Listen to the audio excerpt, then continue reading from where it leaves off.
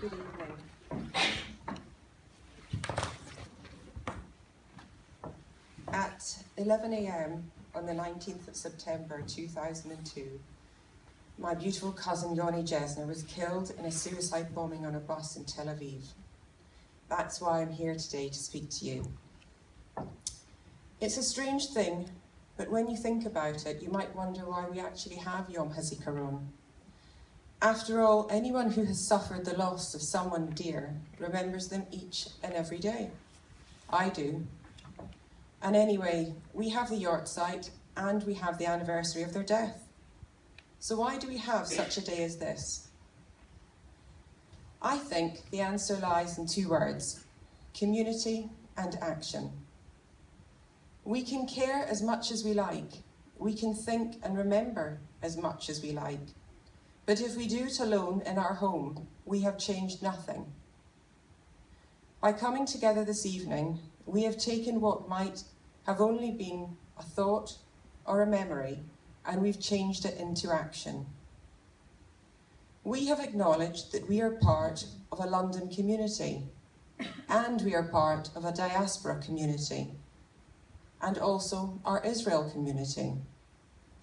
We cannot be a community on any level if we do not take time to act. The call of Yom HaZikaron is not only a call to us to remember. In Judaism, we never remember for the sake of remembering. We remember so that it leads to action. We remember Hitler, Haman, and Amalek, so that we'd never forget what we Jews were chosen for. We were chosen for our lives to be a tikkun olam, living in acts of kindness, an example of how to do good and help to eradicate evil from this world. We remember Yetziat Mitzrayim, when the slaves escaped from Egypt, so that we never forget the value of freedom and independence, and are prepared to stand up and be counted for, and not just ours, but for other people's freedom too. And this evening on Yom HaZikaron, we remember the soldiers who have given their lives and the victims of terrorist atrocities whose lives have been taken, so that we ensure that the values they cherished, the ideals they fought for and lived by, live on through our actions. Anyone who knew Yoni will remember that he lived his life with three things in mind: his love of Torah, his love of his fellow man, and his love of Israel. These three things inspired everything he did. He truly lived by these values and ideals. He was a doer with a capital D. To me, this is the perfect combination and one I will always aspire to. You know that saying that a long life is not good enough, but a good life is long enough? Well, that was Yoni's life.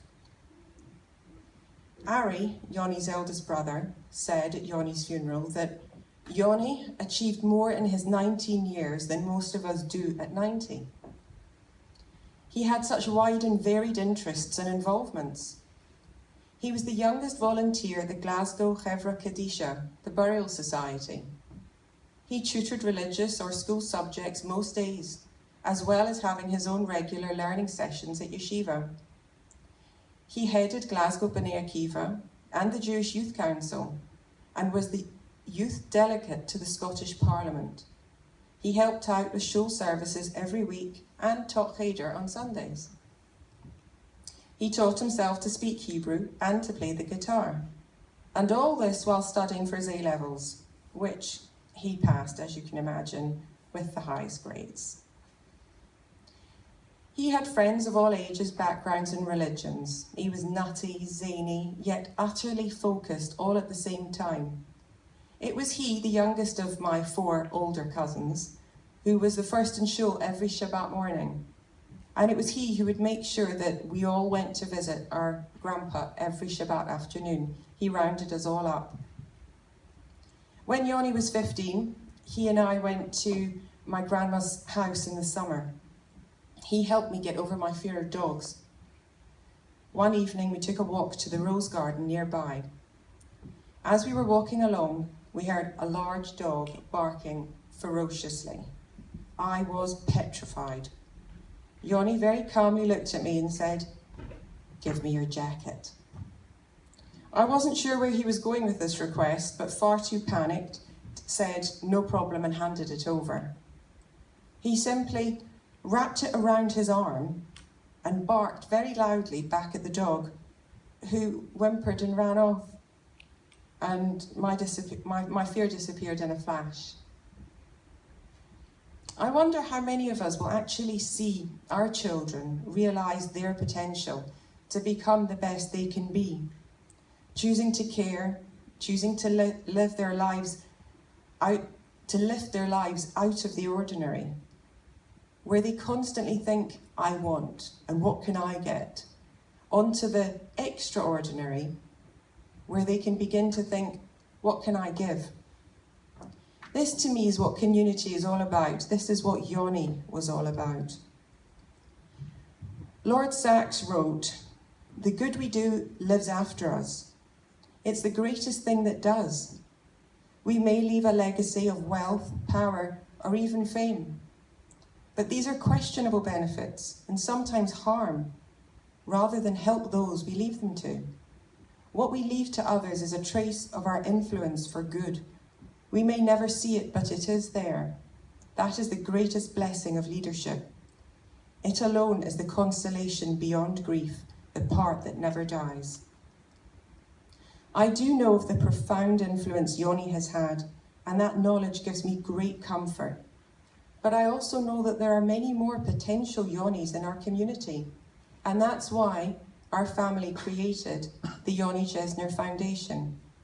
The foundation is all about seeing the end of Yoni's life as the beginning of the immortality of his influence. It is about refusing to be broken, refusing to hate, refusing to be diminished. That would mean victory for his murderers, and it would be the antithesis of all Yoni stood for, and Yoni stood for everything good. I know that in years gone by, my place at an evening such as this would most definitely have been among the audience. But then Yoni was killed, and suddenly my family was catapulted into a realm of existence, into a different world. So now I have a story to tell and share as Yom HaZikaron takes on a whole new meaning for me and my family. It is a story of a terrible loss, but it is also a story of the difference one young man can make to a community. And if in telling I have been able to inspire you and fill you with a sense of the goodness, the humanity that was Yoni, if I can inspire you to do more, to care more, then Yoni lives, because doing and caring is what he was all about. 14 years have passed since Yoni was a part of this world, doing all the many things he used to do in a day, always so busy, always doing good, always with his whole heart and soul. So much has changed in 14 years, and yet so little has changed in 14 years.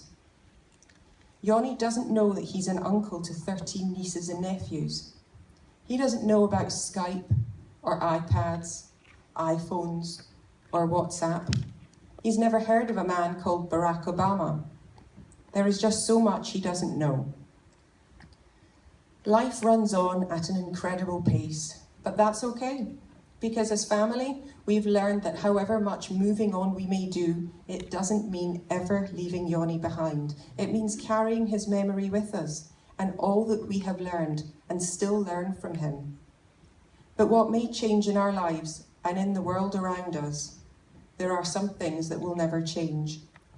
Like the fact that Yoni will always be 19 years old, that he will dwell forever in the deepest recesses of the hearts and souls of all who loved him, and that the energy of all that he did and all that he was will never stop inspiring us. I'd just like to finish with one of Yoni's aphorisms. A person who is only concerned with himself will wake up one morning and question his worth, but a person who gives his time and effort to others will know his worth when he sees the fruits of his labour.